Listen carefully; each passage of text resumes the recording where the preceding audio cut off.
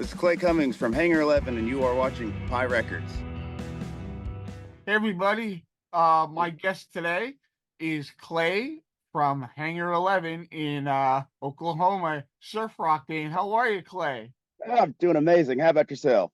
All right, so happy early in the day that you lent us some of your time, and you have your Aloha shirt, which is a nice treat on a Monday, right? Oh, definitely. And it's beautiful out here in Oklahoma. What, what's the weather like now? Here it's getting hot in Philadelphia. It's about, I'd say about 71, 72 degrees right now and a nice breeze. Great, great. This sunny day. So, so you're in Lawton, Oklahoma. What is? I always like to ask people, what is the scene like there for surf and I instrumental music and the other bands? basically I am the scene. You know, uh, I live in Lawton, which is about 45 minutes south of Oklahoma City. And there's a couple, I wouldn't say they're surf bands, but they're kind of like psycho rock, punk kind of bands. There's like two or three instrumental bands in this.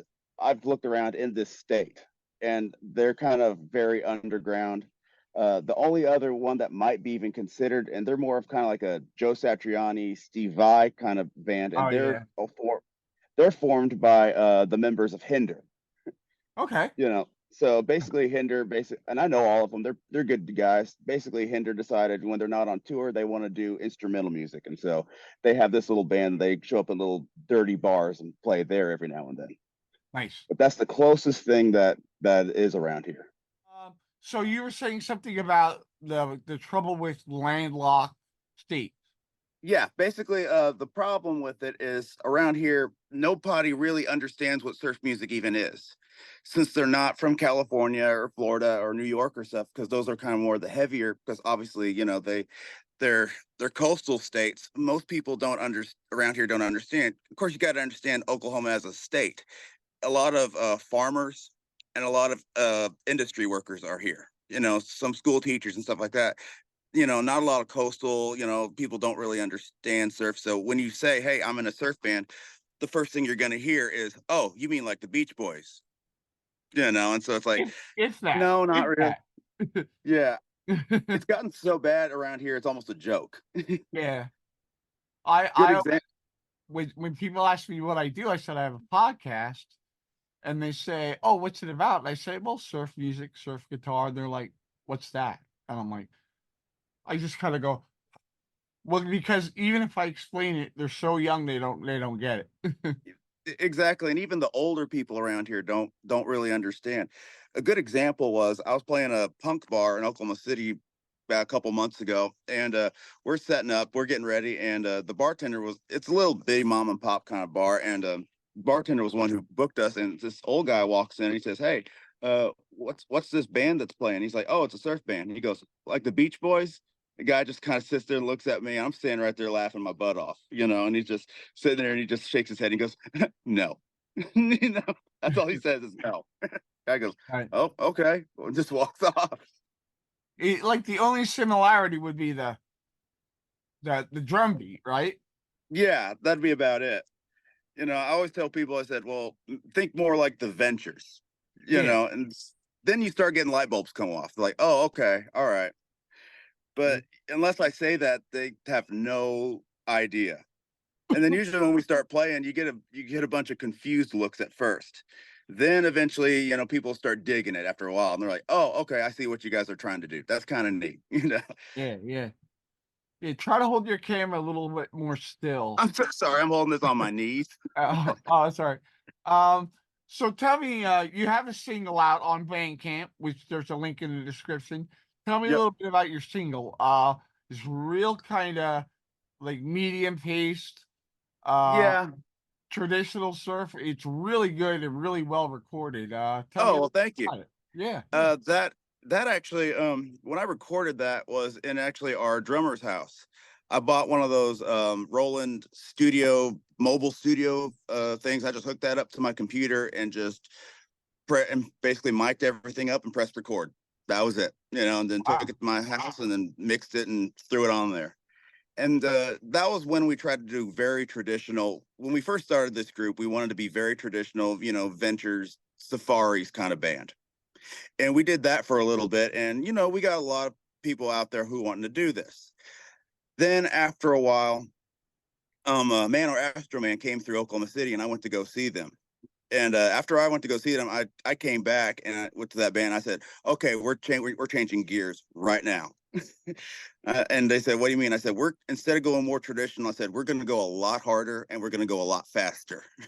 They went, okay, and so we started working up, more heavier kind of stuff like modern Dick Dale, Man or Yeah. Astro Man, the Mustard Chops, stuff just more just intense kind of stuff. And then once we started doing that, a lot of these metal and punk bars started calling us and wanting us to play.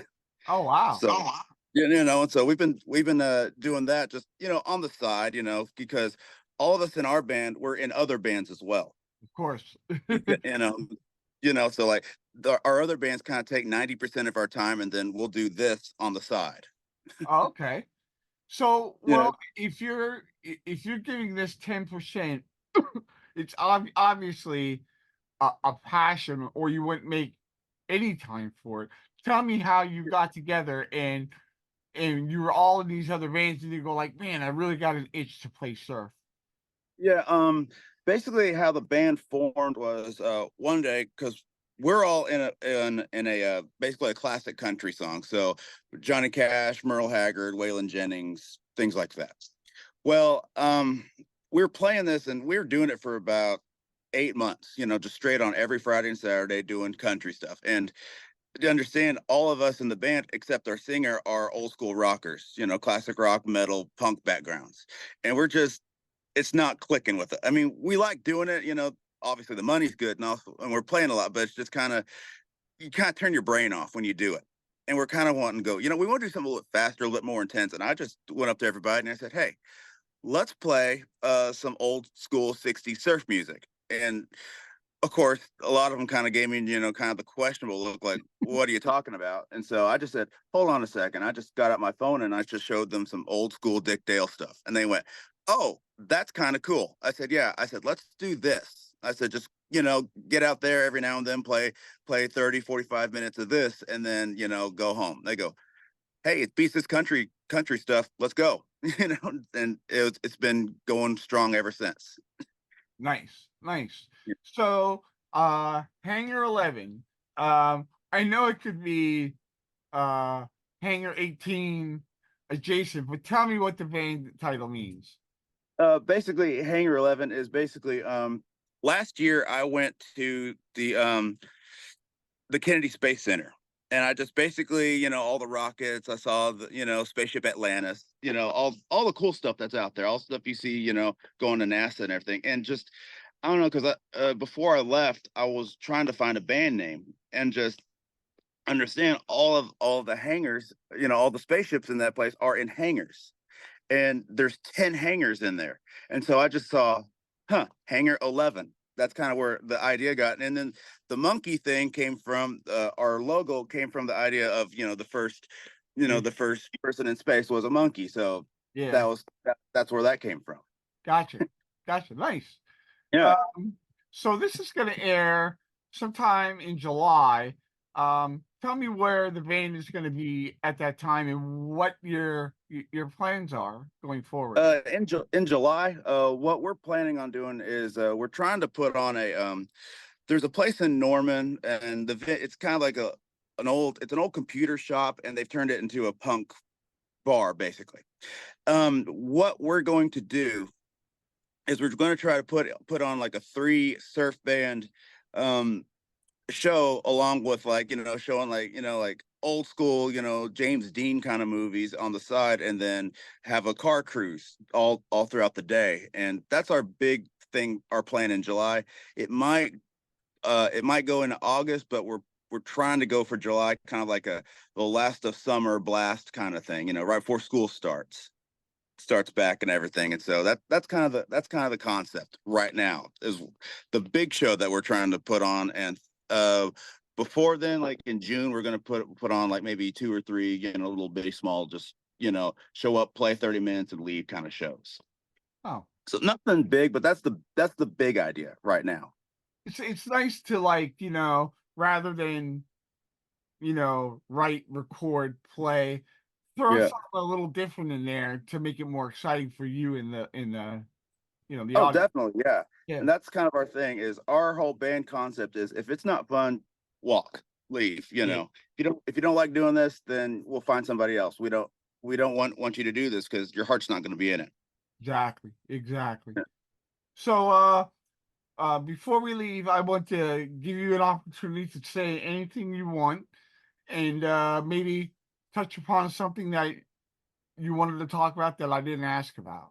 Okay, yeah. Well, the story of how I got into surf music is a very interesting one. Okay. It's very unconventional.